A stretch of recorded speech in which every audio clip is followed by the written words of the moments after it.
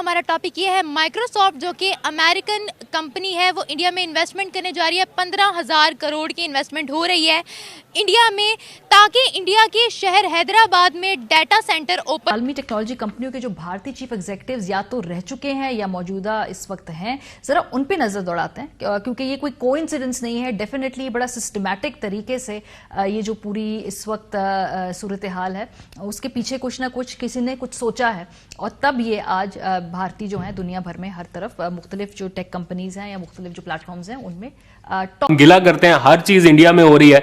जो बड़ी tech companies हैं वो अपना दफ्तर जाके पहले खोलती हैं इंडिया में। पाकिस्तान के पास वो कंपनियां है ही नहीं, वो दफातर है ही नहीं, वो सहूलतें, वो ई कॉमर्स के बड़े बड़े जॉइंट्स है ही नहीं। आप पेपैल को देख लें, आप यूट्यूब के दफातर देख लें, गूगल, फेसबुक, सब कुछ इंडिया में है। हमारे पास कुछ भी नहीं है। अगर आप उनके ऑटो सेक्टर को भी देख लें तो शायद हमसे वो बहुत ज़्यादा है। आईटी सेक्टर तो एक तरफ, उनका हर दूसरा टेक्सटाइल सेक्टर देख लें, ऑटो सेक्टर देख लें, हमसे बहुत बड़े लेवल पे वो वहाँ पे काम कर रहे हैं। तो हर कंपनी का चूंकि अपना बेनिफिट है, बेनिफिशियरी वो जगह ढूंढते हैं जहाँ से उनको प्रॉफिट मार्जिन भी उस हिसाब से आ रहा हो।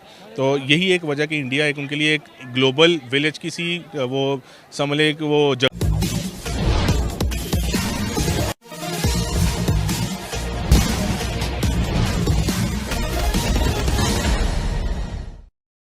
दुनिया में सबसे बड़ी माने जाने वाली अमेरिका की आईटी कंपनी माइक्रोसॉफ्ट ने भारत में 150,000 करोड़ डॉलर के निवेश करने का फैसला किया है। अमेरिका के बाहर कंपनी द्वारा किया जाने वाला आईटी के सेक्टर में यह सबसे बड़ा निवेश माना जा रहा है। भारत के दिनों दिन बढ़ते आईटी ताकत की कहानी आइए सुनते हैं पाक मीडिया की जुबानी। टॉपिक ये है माइक्रोसॉफ्ट जो कि अमेरिकन कंपनी है, वो इंडिया में इन्वेस्टमेंट करने जा रही है। 15,000 करोड़ की इन्वेस्टमेंट हो रही है इंडिया में, ताकि इंडिया के शहर हैदराबाद में डाटा सेंटर ओपन। इंडिया में आईटी एक्सपोर्ट हमसे आई गेस कोई 10 टाइम्स ज़्यादा है। वहाँ का एक पास जो कि बेंगलोर के नाम से सिटी था, अभी तो वो बेंगलुरु के नाम से सिटी है, वो उनका आईटी हब है।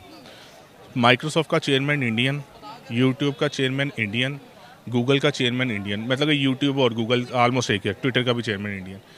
तो एक तो उनकी पॉपुलेशन इसका फैक्टर है, दूसरा वहाँ पे आईटी में इतने रिसोर्सेज हैं, गवर्नमेंट की तरफ से इतनी स्पोर्ट्स हैं कि वहाँ पे वो इन्वेस्टमेंट करते हुए हिचकिचाएंगे नहीं कभी भी। हमारे यहाँ पे इतनी कॉम्प्लिकेशंस हैं, टैक्सेस का नेट इतना ज़्यादा है कि वो यहाँ पे अगर इन्वेस्टमेंट करना भी चाहें तो कहीं ना कहीं देखें हर कंपनी। आलमी टेक्नोलॉजी कंपनियों के जो भारतीय चीफ एग्जीक्यूटिव्स या तो रह चुके हैं या मौजूदा इस वक्त हैं, जरा उन पे नजर दौड़ाते हैं, क्योंकि ये कोई कोइंसिडेंस नहीं है। डेफिनेटली बड़ा सिस्टमैटिक तरीके से ये जो पूरी इस वक्त सूरत हाल है, उसके पीछे कुछ ना कुछ किसी ने कुछ सोचा है, और तब ये आज भारतीय जो है दुनिया भर में हर तरफ मुख्तलिफ जो टेक कंपनीज हैं या मुख्तलिफ जो प्लेटफॉर्म्स हैं उनमें टॉप पोजीशंस पे हैं। पराग अग्रवाल से शुरू करते हैं, क्योंकि वो बहुत सारे लोग पूछते हैं, और मैं भी आप you are the best person to address it, कि जब ये टॉप पोजीशंस के ऊपर फॉर एग्जांपल अगर इस वक्त भारतीय बहुत ज्यादा नजर आते हैं, क्या ये असरअंदाज होते हैं किसी तरीके से पॉलिसी के ऊपर, क्या या नहीं होते? ये वो एक प्रोफेशनल लेवल ही एक और है, इसलिए कोई फर्क नहीं पड़ता उससे।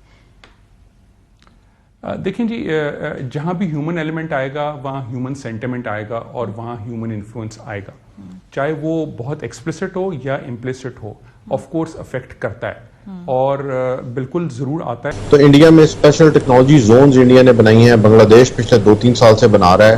उन जोन्स में तमाम इनकम एग्जेम्प्ट होती है, ना सिर्फ बल्कि और बेनिफिट्स लाइक बिजली सस्ती और सस्ती जमीन कंपनीज को दे दी जाती है ताकि वो लीज के ऊपर अपनी बिल्डिंग्स बनाए, किस्तों में ज़मीन दे दी जाती है। बिजली सस्ती के अलावा वहाँ पे ड्यूटी फ्री इंपोर्ट्स अलाउ की जाती हैं कंपनीज को, जबकि हमारे मुल्क में सिर्फ एक बेनिफिट मौजूद था जिसकी वजह से कंपनीज जो हैं वो ज़्यादातर अपने बलबूते पे समझ लें कि बगैर किसी पॉलिसी के ग्रो हुई हैं।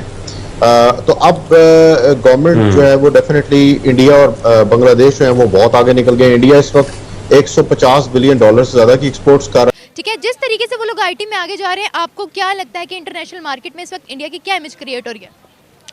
इंडिया की इमेज अब से नहीं, कुछ 5, 6, 7, 8 साल हो गए हैं कि इंडिया की इमेज काफ़ी अच्छी है।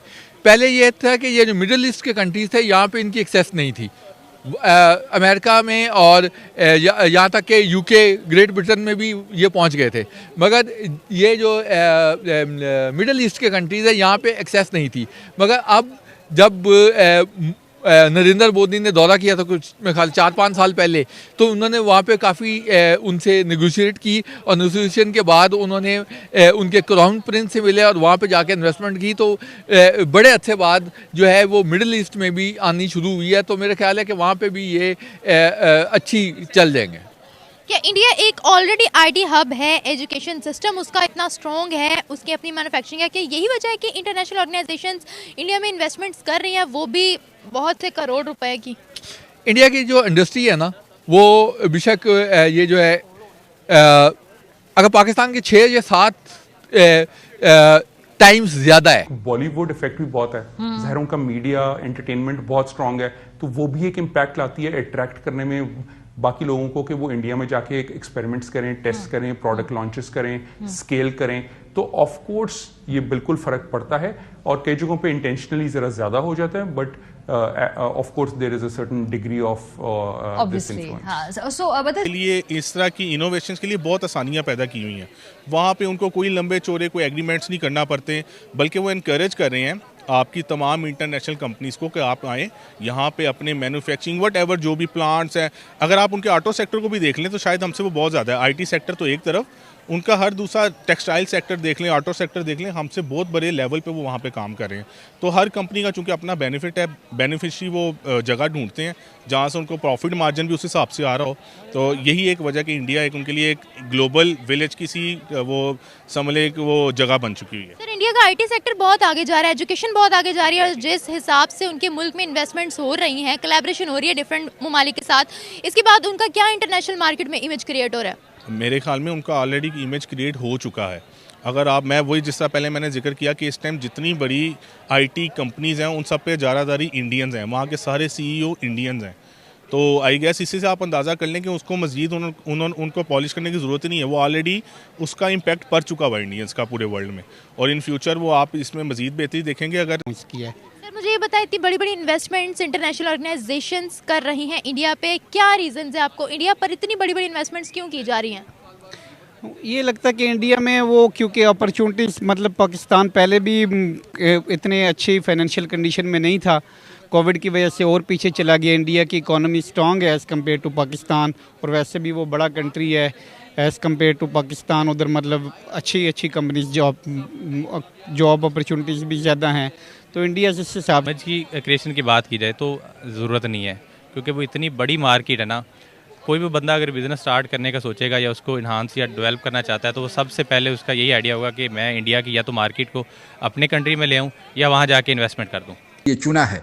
जहां तक सॉफ्टवेयर एक्सपोर्ट का सवाल है, 2020-21 द्वारा प्राप्त आंकड़ों के अनुसार भारत ने कुल 148.7 बिलियन डॉलर का निर्यात दूसरे देशों में किया है।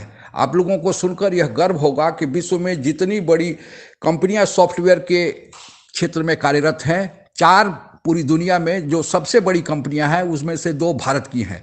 जो सबसे बड़ी कंपनी दुनिया में सॉफ्टवेयर के क्षेत्र में है वह है एक्सेंचर, वह आयरलैंड की कंपनी है। दूसरे स्थान पर है IBM जो अमेरिका की कंपनी है, और तीसरे स्थान पर हमारा है TCS, और चौथे स्थान पर है इन्फोसिस।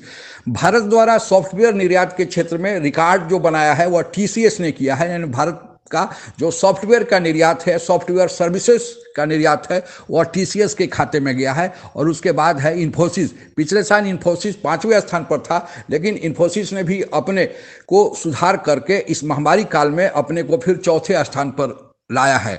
इस प्रकार कह सकते हैं कि भारत प्रगति के क्षेत्र में दिनों दिन आगे बढ़ रहा है। अब वह दिन दूर नहीं जब हम भी विकसित देशों के श्रेणी में आ जाएंगे। आज के लिए बस इतना ही। जय हिंद। आप अगर हमसे जुड़ा रहना चाहते हैं तो कृपया मेरे चैनल को सब्सक्राइब करें तथा बेल आइकन भी दबा दें ताकि नई वीडियो की जानकारी तुरंत आप तक पहुंच जाए। धन्यवाद। जय हिंद।